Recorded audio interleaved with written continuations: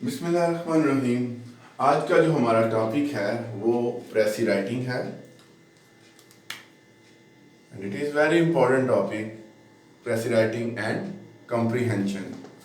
तो ये एक बहुत इंपॉर्टेंट टॉपिक है, बहुत मज़े का टॉपिक है। इसको जो है इसके पॉइंट्स समझने पड़ेंगे आपको, जिन पॉइंट्स को मद्देनज़र रखते हुए आप बहुत इजीली प्रेसी जो है वो लिख सकते हैं और बहुत इफेक्टिव और बहुत अच्छी एक अच्छे मार्क्स जिसके थ्रू आप स्कोर कर सकें अपने एग्जाम में। और ये बहुत इंपॉर्टेंट क्वेश्चन है। सबसे पहले मैं क्वेश्चन की जो इम्पोर्टेंट है उसके बारे में बताना चाहूँगा। क्यों क्यों इम्पोर्टेंट है? क्योंकि इसके 25 मार्क्स हैं। ठीक है, ये पेपर में 25 मार्क्स का है।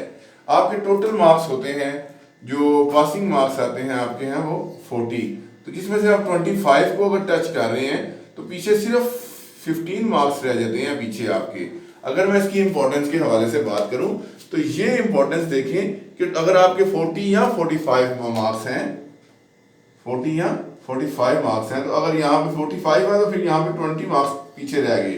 ठीक है, सो इस क्वेश्चन को आप करके अच्छे तरीके से करके बहुत अच्छे मार्क्स अपने ले सकते हैं।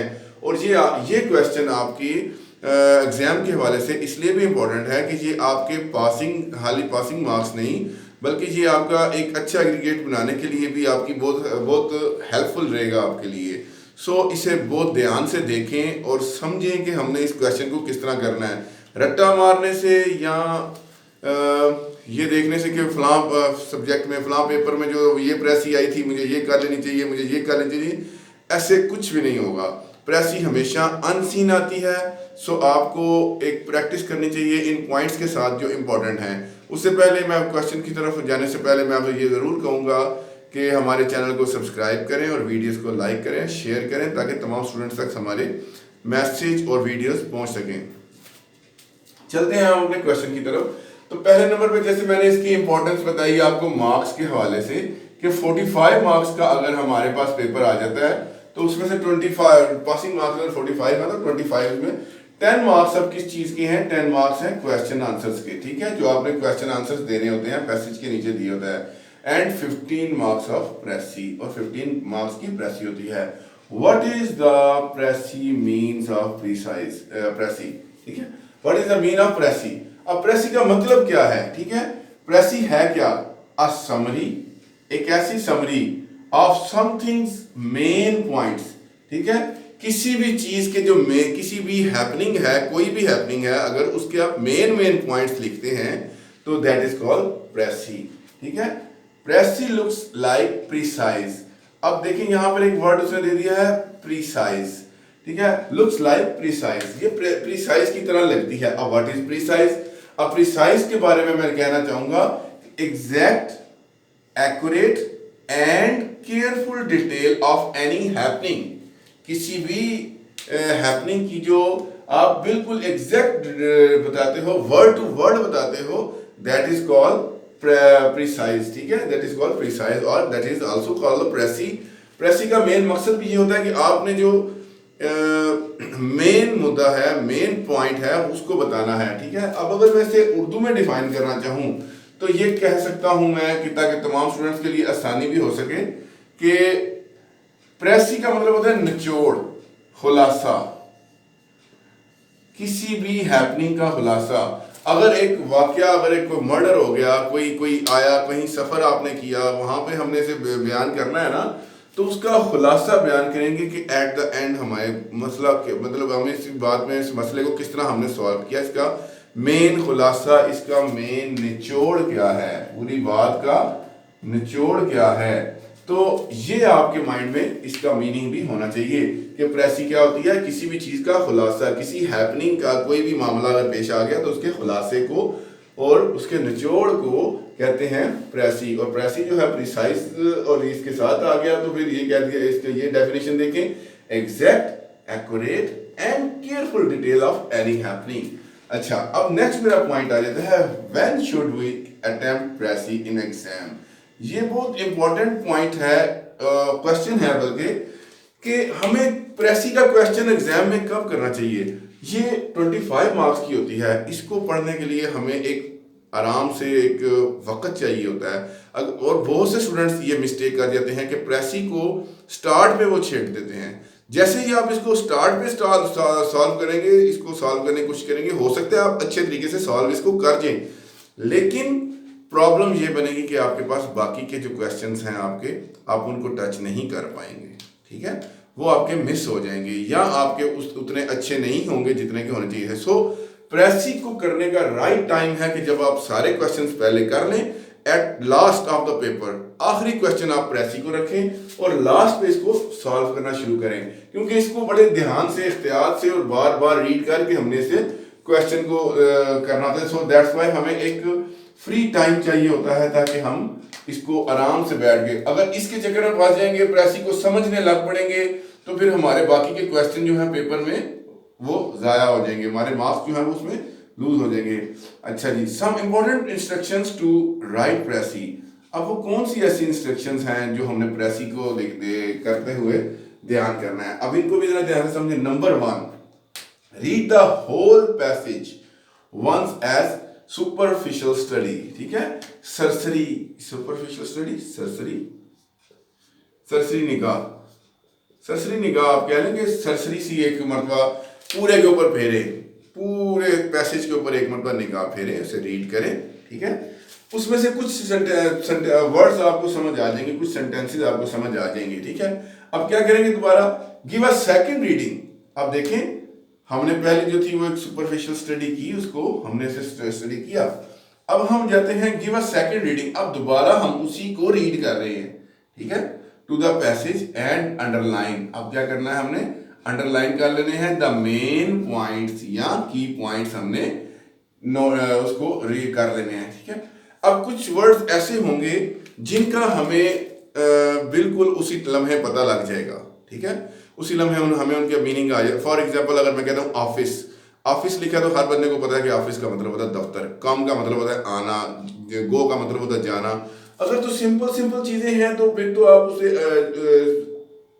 आमतौर पर समझ लेंगे, लेकिन कुछ चीजें जो हमें समझ नहीं आएंगी, उसके लिए मैंने यहाँ पर बताया कि डिनोटेशन और कनोटेशन, ये एक मेरी पूरी वीडियो है इसके ऊपर, इसका आप लिंक भी आपको मिल जाएगा, इसका आप मेरी प्ले लिस्ट में देखें, डिनोटेशन और कनोटेशन के ऊपर एक मेरी पूरी लिस्ट है। तो डिनोटेशन क्या था, डिनोटेशन वो वर्ड थे जो आपको डायरेक्ट, जो एग्जैक्ट मीनिंग बता रहे हैं आपको किसी भी वर्ड का। फॉर एग्जांपल, जैसे मैंने अभी बताया कि ऑफिस, ऑफिस का मतलब दफ्तर, ठीक है, अब आपको पता लग गया डिनोटेशन, डायरेक्ट जो मीनिंग थे, डिक्शनरी मीनिंग था, उसे कहते हैं डिनोटेशन। जो आपको डिक्शनरी मीनिंग पता लग गई जिन वर्ड्स के, कुछ वर्ड्स ऐसे होंगे जिन्हें आपने अंडरलाइन किया, उनके आपको डिक्शनरी मीनिंग जो है वो आपको समझ आ जाते हैं, पता लग जाते हैं, देन ओके। अगर आपको डिक्शनरी मीनिंग उसके पता लग जाते हैं, एग्जैक्ट मीनिंग्स आपको पता लग जाते हैं, देन ओके, आपको बात की समझ आ गई। लेकिन अगर आपको एक सेंटेंस की समझ नहीं आ रही, एक सेंटेंस की समझ नहीं आ रही, तो फिर हम किस चीज का इस्तेमाल करेंगे, कनोटेशन का, ठीक है। कनोटेशन, व्हाट इज कनोटेशन, इसके लिए ये है, ये चीज है कि इसमें हम जो सेंटेंस होता है जो हमें समझ नहीं आ रहा, उस और या जो वर्ड होता है हमें समझ नहीं आ रहा, हम उस सेंटेंस के आगे और पीछे वाले वर्ड्स को देखते हैं कि यार इसका क्या मतलब हो सकता है, फिर हम इमेजिन कर लेते हैं यार इसका ये मतलब होगा, ओके, यानी हम एक इमेजिनेटिव मीनिंग आप कह लें इसको, कि हम उसको फिक्रे की सेंस के हवाले से उसको समझ लेते हैं, ठीक है, हमने फिक्रे को सेंस के हवाले से समझा, ठीक, यहां तक हो गया फिक्रे को रीडिंग करने के बाद। देन अब थर्ड क्वेश्चन पे जा रहे हैं, जब हमें समझ आ गई, एक तो हमें डायरेक्ट मीनिंग की अगर समझ नहीं आ रही थी तो हमने कनोटेशन यूज किया, यानी उसका हमने इमेजिनेटिव मीन यूज कर लिया, एक्सपोज जो उसका हमने जो आगे पीछे वाले वर्ड से उनके थ्रू हमें पता लग गया कि इस लफ्ज का मतलब ये हो सकता है, ठीक है। अब हमने क्या किया, then firstly read the questions, फिर हमने क्वेश्चंस को रीड किया, जल्दी से क्वेश्चन को पढ़ें, given at the end of the passage. अब जो पैसेज के आखिर पे क्वेश्चंस दिए होते हैं हमने उनको रीड किया, collect the keywords from questions. अब जो क्वेश्चंस हैं उसमें से आपने कीवर्ड्स को जो वो ले लेना है, कलेक्ट कर लेना है, ठीक है, कीवर्ड्स ले लिए। फॉर एग्जांपल, अगर कीवर्ड आपने क्वेश्चन के अंदर देखा कि किसी डॉग की बात हो रही है, ठीक है, डॉग की बात हो रही है, किसी मैन की बात हो रही है, इनको आपने अंडरलाइन कर लिया था ना, मैन, तो आप प्रेसी को फटाफट आप जो है ना एक मतलब जल्दी से स्पीड से जल्दी से देखें, डॉग का जिक्र किस जगह पे आया है? ठीक है, डॉग कहीं दिया हुआ है? नो, आपको एक कीवर्ड नहीं मिला। दूसरा देखें, आपका दूसरा कीवर्ड था मैन। जल्दी से देखें यहाँ पे मैन किस जगह पे लिखा हुआ है। जैसे ही आपको मैन की बात आ रही तो आप उसको ब्रैकेट में ले आए, लेड पेंसिल से ब्रैकेट में ले आए, या डॉग आ रहा है तो तब डॉग। इसी तरह आपने जो क्वेश्चन रीड करना था, क्वेश्चन के अंदर जो चीज पूछी हुई है उसमें से कीवर्ड निकालें। ठीक है, कीवर्ड मतलब कोई खास लफ्ज उसे पहचाने की क्वेश्चन किसके गिर्द घूम रहा है। जैसे ही आप देखेंगे उसको उस वर्ड को आपने फटाफट जल्दी से जो है उसको देखने की वो वर्ड किस जगह पे फॉल कर रहा है पैसेज के अंदर। आप उस जगह पे पहुंचेंगे और आप उसको उसके इर्द गिर्द के वर्ड्स, आप उसके इर्द गिर्द के सेंटेंसेस जैसे ही पढ़ेंगे तो आपको क्वेश्चन का आंसर मिल जाएगा। एक तो ट्रिक हो गया हमारा ये। अब चलें, अवॉइड कॉपी पेस्ट। अब आपने कॉपी पेस्ट नहीं करनी, यानी अगर आपको वो समझ आ गया, वो लफ्ज कीवर्ड तो मिल गया, आपने वहीं से एज इट इज उसको ब्रैकेट किया, जैसे बच्चे आमतौर पे करते हैं कि वो वहीं से ऐसे करते हैं। वो बियर है, एक लफ्ज है बियर, तो उन्हें मिल गया, बच्चों को नजर आ गया, अब उन्हें ये नहीं पता कि सेंटेंस जो है वो क्या हो रहा है या इसकी सेंस क्या बन रही है इस बियर की। ठीक है, ये बियर कौन सा वाला बियर है, बर्दाश्त करने वाला बियर है या रीच की बात हो रही है, उन्हें नहीं पता। बस उन्होंने क्या किया कि बियर देखा जी यहाँ पे बियर है, सो उन्होंने बियर उठाया और अगली 2 लाइनें 3 लाइनें उठा के उन्होंने क्वेश्चन के अंदर दे दी। ये एक गलत कॉन्सेप्ट है। ठीक है, सो आपने क्या करना है कि बियर के साथ या डॉग के साथ या मैन के साथ जो भी कीवर्ड था उसकी आपने पूरी सेंस को समझना है। जल्दी से सेंस को समझें कि इस, और उसको फिर अपने वर्ड्स में लेके आए। ठीक है, अपने वर्ड्स में लेके आए। सेंस को समझने के लिए दोबारा आपको डिनोटेशन और कनोटेशन का सहारा लेना पड़ेगा। डिनोटेशन मतलब जो डिक्शनरी मीनिंग है, कनोटेशन जो आपने सेंटेंस के आगे और पीछे वाले लफ्जों को मिला के उसकी सेंस इमेजिन की, that is called connotation. So keyword की तरफ आगे आप कॉपी पेस्ट के बारे में बता दिया कि कॉपी पेस्ट आपको नहीं करना। ठीक है, आपको अपने वर्ड्स में, अपने सिंपल वर्ड्स में try to write answer in your own simple words, अपने सादे से लफ्जों में उसको लिख दें जो भी आपको समझ आ रही। ठीक है, अब आप आ जाते हैं कॉमन क्वेश्चन, इसके अंदर कौन कौन से होते हैं। नंबर 1 क्वेश्चन इसके अंदर आता है, suggest the suitable title to the passage. ठीक है, एक टाइटल देना है आपने इसको, तो उसके लिए मैं आपको एक ट्रिक बताता हूं कि उसके लिए ट्रिक क्या यूज आप कर सकते हैं। पैसेज जब आप पढ़ेंगे तो उसकी फर्स्ट 2 लाइंस, ठीक है, फर्स्ट 2 लाइंस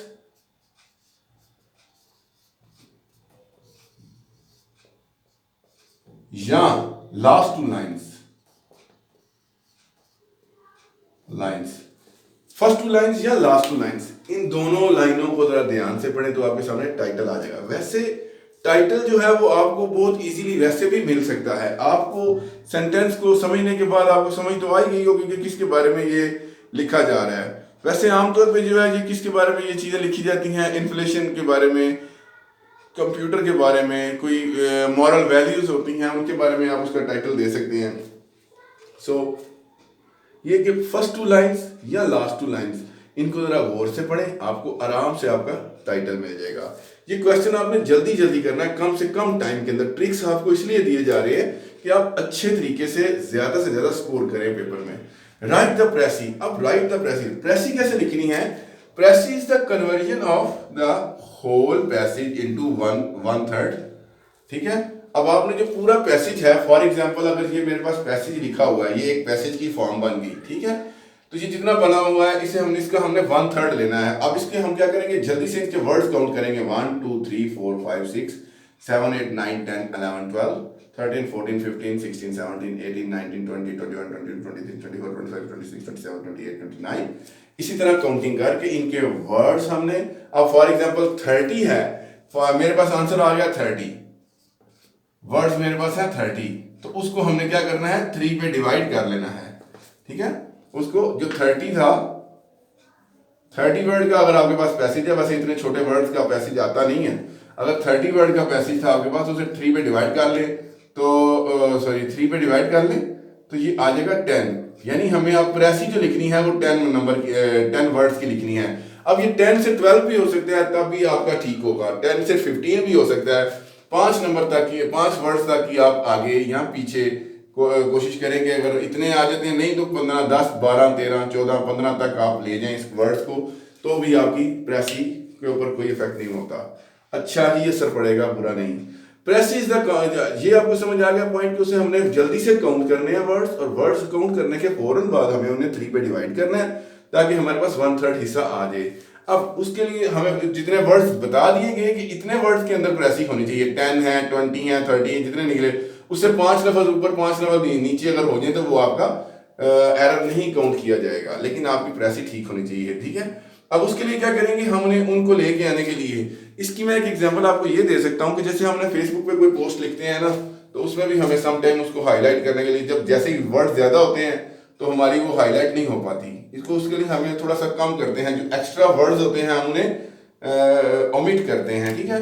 हम उन्हें ओमिट करते हैं ताकि हमारी जो फेसबुक के ऊपर भी या ओवरऑल जैसे भी हम अपनी दे रहे हैं वर्डिंग शॉर्ट से शॉर्ट रखें ताकि बड़े बड़े लफ्ज सामने आए, कलर शेप में आए, तो हमारी एक पोस्ट जो है वो ज्यादा दिखे।